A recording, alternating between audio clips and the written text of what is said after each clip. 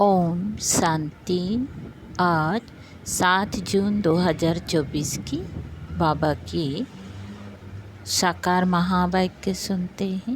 प्यारे बाबा बोले, मीठे बच्चे, तुम आपस में रूहानी भाई भाई हो। तुम्हारा एक दो से अति प्यार होना चाहिए। तुम प्रेम से भरपूर गंगा बनो, कभी भी लड़ना झगड़ना नहीं। प्रश्न: रूहानी बाप को कौन से बच्चे बहुत बहुत प्यारे लगते हैं? उत्तर: जो श्रीमत पर सारे विश्व का कल्याण कर रहे हैं। 2. जो फूल बने हैं, कभी भी किसी को कांटा नहीं लगाते, आपस में बहुत बहुत प्यार से रहते हैं, कभी रुसते नहीं। ऐसे बच्चे बाप को बहुत बहुत प्यारे लगते हैं।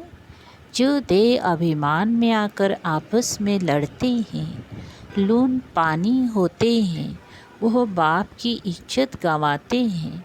वो बाप की निंदा कराने वाले निंदक हैं। ओम शांति। जैसे रूहानी बच्चों को अब रूहानी बाप प्यारा लगता है, वैसे रूहानी बाप को रूहानी बच्चे भी प्यारे लगते हैं, क्योंकि श्रीमत पर सारे विश्व का कल्याण कर रहे हैं। कल्याणकारी सब प्यारे लगते हैं। तुम भी आपस में भाई भाई हो, तो तुम भी ज़रूर एक दो को प्यारे लगेंगी। बाहर वालों से इतना प्यार नहीं रहेगा जितना बाप के बच्चों का आपस में होगा। तुम्हारा भी आपस में बहुत प्यार होना चाहिए। अगर भाई भाई यहाँ ही लड़ते झगड़ते हैं या प्यार नहीं करते, तो वो भाई नहीं ठहरे। तुम्हारा आपस में लव होना चाहिए। बाप का भी आत्माओं से लव है ना, तो आत्माओं का भी आपस में बहुत लव होना चाहिए। सतयुग में सब आत्माएं एक दो को प्यारी लगती हैं, क्योंकि शरीर का अभिमान टूट जाता है। तुम भाई भाई एक बाप की याद से सारे विश्व का कल्याण करते हो। अपना भी कल्याण करते हो तो भाइयों का भी कल्याण करना चाहिए। इसीलिए बाप देह अभिमान से देही अभिमानी बना रहे हैं। वो लौकिक भाई भाई तो आपस में धन के लिए, हिस्से के लिए लड़ पड़ते हैं। यहाँ लड़ने झगड़ने की बात नहीं। हर एक को डायरेक्ट कनेक्शन रखना पड़ता है। ये है बेहद की बात। योग बल से बाप से वर्षा लेना है। लौकिक बाप से स्थूल वर्षा लेते हैं। ये तो है रूहानी बाप से रूहानी बच्चों को रूहानी वर्षा। हर एक को डायरेक्ट बाप से वर्षा लेना है। जितना जितना इंडिविजुअल बाप को याद करेंगी, उतना वर्षा मिलेगा। बाप देखेंगी आपस में लड़ते हैं, तो बाप कहेंगी, तुम निधन के हो क्या? रूहानी भाई भाई को झगड़ना नहीं चाहिए। अगर भाई भाई होकर आपस में लड़ते झगड़ते हैं, प्यार नहीं, तो जैसे रावण के बन जाते हैं। वो सब आसुरी संतान ठहरे। फिर देवी संतान और आसुरी संतान में जैसे कि फ़र्क नहीं रहता, क्योंकि देह अभिमानी बनकर ही लड़ते हैं। आत्मा आत्मा से लड़ती नहीं है। इसीलिए बाप कहते हैं, मीठे मीठे बच्चे, आपस में लून पानी नहीं होना। होते ही तब समझाया जाता है। फिर बाप कहेंगे, ये तो देह अभिमानी बच्चे हैं, रावण के बच्चे हैं, हमारे तो नहीं हैं, क्योंकि आपस में लून पानी होकर रहते हैं। तुम 21 जन्म खीरखंड होकर रहते हो। इस समय देही अभिमानी बन रहना है। अगर आपस में नहीं बनती हैं, तो उस समय के लिए रावण संप्रदाय समझना चाहिए। आपस में लून पानी होने से बाप की इज्जत गंवाएंगी। भल ईश्वरीय संतान कहते हैं, परंतु आसुरी गुण हैं। तो जैसे देह अभिमानी है, देही अभिमानी में ईश्वरीय गुण होते हैं। यहाँ तुम ईश्वरीय गुण धारण करेंगी, तभी बाप साथ में ले जाएंगी, फिर वही संस्कार साथ में जाएंगी। बाप को मालूम पड़ता है कि बच्चे देह अभिमान में आकर लोन पानी हो रहते हैं। वो ईश्वरीय बच्चे कहला ना सके। कितना अपने को घाटा डालते हैं, माया के बस हो जाते हैं, आपस में लोन पानी नमक मतभेद हो जाते हैं। यूँ तो सारी दुनिया ही लोन पानी है। लेकिन अगर ईश्वरीय संतान भी लोन पानी हो तो बाकी फ़र्क क्या रहा। वे तो बाप की निंदा कराते हैं। बाप की निंदा कराने वाले, लोन पानी होने वाले ठोर पा ना सके, उनको नास्तिक भी कह सकते हैं। आस्तिक होने वाले बच्चे कभी लड़ नहीं सकते। आपस में लड़ना नहीं है, प्रेम से रहना यहाँ ही सीखना है। जो फिर 21 जन्म आपस में प्रेम रहेगा। बाप के बच्चे कहलाकर फिर भाई भाई नहीं बनते, तो वो आसुरी संतान ठहरे। बाप बच्चों को समझाने के लिए मुरली चलाते हैं, लेकिन देह अभिमान के कारण उनको यह भी मालूम नहीं पड़ता कि बाबा हमारे लिए कह रहे हैं। माया बड़ी तीखी है, जैसे चूहा काटता है जो मालूम ही नहीं पड़ता है। माया भी बड़ी मीठी मीठी फूंक और काट लेती है, पता भी नहीं पड़ता है। आपस में रुसना आदि आसुरी संप्रदाय का काम है। बहुत सेंटर्स में लोन पानी होकर रहते हैं। अभी कोई परफेक्ट तो बने नहीं है। माया बार करती रहती है। माया ऐसा माथा मोड़ लेती है जो पता नहीं पड़ता है। अपने दिल से पूछना है कि हमारा आपस में प्रेम है व नहीं। प्रेम के सागर के बच्चे हो तो प्रेम से भरपूर गंगा बनना चाहिए। लड़ना झगड़ना, उल्टा सुल्टा बोलना, इससे ना बोलना अच्छा है। Hear no evil. अगर किसी में क्रोध का अंश है तो वो लव नहीं रहता है। इसीलिए बाबा कहते हैं, रोज़ अपना पोता मेल निकालो। आसुरी चलन सुधरती नहीं तो फिर नतीजा क्या निकलता है, क्या पद पाएंगी। बाप समझाते हैं, कोई सर्विस नहीं करेंगी तो फिर क्या हालत हो जाएगी। पद कम हो जाएगा। साक्षात्कार तो सबको होना ही है। तुमको भी अपनी पढ़ाई का साक्षात्कार होता है। साक्षात्कार होने के बाद ही फिर तुम ट्रांसफ़र होते हो। ट्रांसफ़र होकर तुम नई दुनिया में आ जाएंगी। पिछाड़ी में सब साक्षात्कार होगा, कौन कौन किस मार्क से पास हुआ, कौन कौन किस मार्क से पास हुआ है। फिर रोएंगी, पिटेंगी, सजाए खाएंगी, पछताएंगी। बाबा का कहना नहीं माना।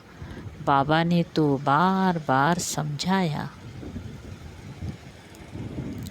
बाबा ने तो बार बार समझाया है, कोई आसुरी गुण नहीं होना चाहिए।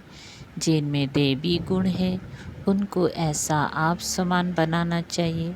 बाप को याद करना तो बहुत सहज है। अल्प और बे, अल्प माना बाप, बे माना बादशाही। तो बच्चों को नशा रहना चाहिए। अगर आपस में लोन पानी होंगे तो फिर ईश्वरीय औलाद कैसे समझेंगी। बाबा समझेंगी यह आसुरी औलाद है, माया ने इसे नाक से पकड़ लिया है। उनको पता भी नहीं पड़ता है। सारी अवस्था डावाडोल, पद कम हो पड़ता है। तुम बच्चों को उन्हें प्रेम से सिखाने की कोशिश करनी चाहिए। प्रेम की दृष्टि रहनी चाहिए। बाप प्रेम का सागर है तो बच्चों को भी खींचते हैं ना, तो तुमको भी प्रेम का सागर बनना है। बाप बच्चों को बहुत प्यार से समझाते हैं, अच्छी मत देते हैं। ईश्वरीय मत मिलने से तुम फूल बन जाते हो, सब गुण तुमको देते हैं। देवता में प्यार है ना, तो वो अवस्था तुम्हें यहाँ जमानी है। इस समय तुमको नॉलेज है, फिर देवता बन गए तो नॉलेज नहीं रहेगी। वहाँ देवी प्यार ही रहता है। तो बच्चों को अब देवी गुण भी धारण करने हैं। अभी तुम पूज्य बनने लिए पुरुषार्थ कर रहे हो, अभी संगम पर हो। बाप भी भारत में आते हैं, शिव जयंती मनाते हैं, परंतु वो कौन है, कैसे, कब आते, क्या करते हैं, ये नहीं जानते। तुम बच्चे भी अभी नंबरवार पुरुषार्थानुसार जानते हो। जो नहीं जानते वो किसी को समझा भी नहीं सकते, फिर पद कम हो जाता है। स्कूल में पढ़ने वालों में कोई की चलन खराब होती है तो कोई की सदैव अच्छी चलन रहती है। कोई प्रेजेंट रहे कोई एब्सेंट। यहाँ प्रेजेंट वो हैं जो सदैव बाप को याद करते हैं, सुदर्शन चक्र फिराते रहते हैं। बाप कहते हैं उठते बैठते तुम अपनी को सुदर्शन चक्रधारी समझो। भूलते हो तो एब्सेंट हो जाते हो। जब सदैव प्रेजेंट होंगी तभी ऊंच पद पाएंगी, भूल जाएंगी तो कम पद पाएंगी। बाप जानते हैं अभी टाइम पड़ा है। ऊंच पद पाने वालों की बुद्धि में ये चक्र फिरता होगा ना। कहा जाता है शिव बाबा की याद हो, मुख में ज्ञान अमृत हो, तब प्राण तन से निकले। अगर कोई चीज़ से प्रीत होगी तो अंत काल में वो याद आती रहेगी। खाने का लोभ होगा तो मरने के समय वो चीज़ ही याद आती रहेगी, ये खाओ, फिर पद भ्रष्ट हो पड़ेगा। बाप तो कहते हैं सुदर्शन चक्रधारी होकर मरो, और कुछ भी याद ना आए, बिगर कोई संबंध। जैसे आत्मा आई है वैसे जाना है। लोभ भी कम नहीं, लोभ है तो पिछाड़ी समय वही याद आता रहेगा। नहीं मिला तो उसी आस में मर जाएंगे। इसीलिए तुम बच्चों में लोभ आदि भी नहीं होना चाहिए। बाप समझाते हैं तो बहुत है ना, बहुत बाबा समझाते हैं, परंतु समझने वाले कोई समझे। बाप की याद को एकदम सीने में लगा दो। बाबा, ओहो बाबा, बाबा बाबा मुख से कहना भी नहीं है। अजब चलता रहे। बाप की याद में कर्मातीत अवस्था में ये शरीर छूटे तब ऊंच पद पा सकते हो। अच्छा मीठे मीठे सिकल दे बच्चों प्रति माता पिता बाप दादा का याद प्यार और गुड मॉर्निंग। रूहानी बाप की रूहानी बच्चों को नमस्ते। हम रूहानी बच्चों की रूहानी बाप दादा को याद प्यार गुड मॉर्निंग और नमस्ते। सार है 1 नंबर, प्रेम से भरपूर गंगा बनना है। सबके प्रति प्रेम की दृष्टि रखनी है। कभी भी मुख से उल्टे बोल नहीं बोलने हैं। 2 नंबर, किसी भी चीज़ में लोभ नहीं रखना है। सुदर्शन चक्रधारी होकर रहना है। अभ्यास करना है कि अंत समय कोई भी चीज़ याद ना आए। वरदान, पुरानी देह व पुरानी देह व दुनिया की सब आकर्षणों से सहज और सदा दूर रहने वाले राज ऋषि भव। राज ऋषि अर्थात एक तरफ सर्व प्राप्ति के अधिकार का नशा और दूसरी तरफ बेहद के बैराग का अलौकिक नशा। वर्तमान समय इन दोनों अभ्यास को बढ़ाते चलो। बैराग माना किनारा नहीं, लेकिन सर्व प्राप्ति होते भी हद की आकर्षण मन बुद्धि को आकर्षण में नहीं लाए। संकल्प मात्र भी अधीनता ना हो, इसको कहते हैं राज ऋषि अर्थात बेहद के बैरागी। ये पुरानी देह हुआ देह की पुरानी दुनिया, व्यक्त भाव वैभवों का भाव, इन सब आकर्षणों से सदा और सहज दूर रहने वाले।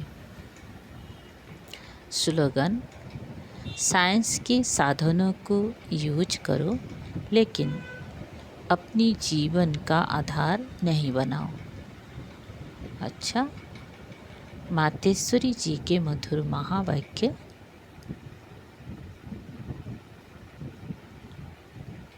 देखो, मनुष्य कहते हैं कौरवों और पांडवों की आपस में कुरुक्षेत्र में लड़ाई लगी है, और फिर दिखलाते हैं पांडवों का साथी डायरेक्शन देने वाला श्री कृष्ण था। जिस तरफ स्वयं प्रकृति पति है, उसकी तो विजय जरूर होगी। देखो, सभी बातें मिला दी हैं। अभी पहले तो इस बात को समझो कि प्रकृति पति तो परमात्मा है, श्री कृष्ण तो सतयुग का पहला देवता है। पांडवों का सारथी तो परमात्मा था, और परमात्मा हम बच्चों को कभी हिंसा नहीं सिखला सकता है। ना पांडवों ने हिंसक लड़ाई कर स्वराज्य लिया। ये दुनिया कर्म क्षेत्र है, जिसमें मनुष्य जैसा जैसा कर्म कर बीज बोता है, वैसा अच्छा व बुरा फल भोगता है। जिस कर्म क्षेत्र पर पांडव अर्थात भारत माता शक्ति अवतार भी मौजूद है, परमात्मा भारत खंड में ही आते हैं। इसीलिए भारत खंड को अविनाशी कहा जाता है।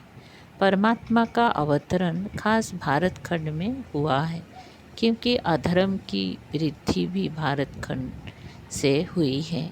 वहाँ ही परमात्मा ने योग बल द्वारा कौरव राज्य खत्म कर पांडवों का राज्य स्थापन किया। तो परमात्मा ने एक आदि सनातन धर्म स्थापन किया, परंतु भारतवासी अपनी महान पवित्र धर्म और श्रेष्ठ कर्म को भूल अपनी को हिंदू कहलाते हैं। बेचारे अपनी धर्म को ना जान औरों के धर्म में जुट गए हैं। तो ये बेहद का ज्ञान बेहद का मालिक खुद ही बताता है। ये तो अपनी स्वधर्म को भूल हद में फंस गए हैं, जिसको कहा जाता है अति धर्म ग्लानि। क्योंकि ये सब प्रकृति के धर्म है, परंतु पहले चाहिए स्वधर्म। तो हर एक का स्वधर्म है कि मैं आत्मा शांत स्वरूप हूँ। फिर अपनी प्रकृति का धर्म है देवता धर्म। ये 33 करोड़ भारतवासी देवताएं हैं। तभी तो परमात्मा कहता है अनेक देह के धर्म का त्याग करो, सर्वधर्मानि परित्याज मामेकम शरणं भज। इस हद के धर्म में इतना आंदोलन हो गया है, तो अब इन हद के धर्म से निकाल बेहद में जाना है। उस बेहद के बाद सर्वशक्तिवान परमात्मा के साथ योग लगाना है। तो सर्वशक्तिवान प्रकृतिपति परमात्मा है, ना कि श्री कृष्ण। तो कल्प पहले भी जिस तरफ साक्षात प्रकृतिपति परमात्मा थे, उनकी विजयी गाई हुई है। अच्छा, ओम शांति।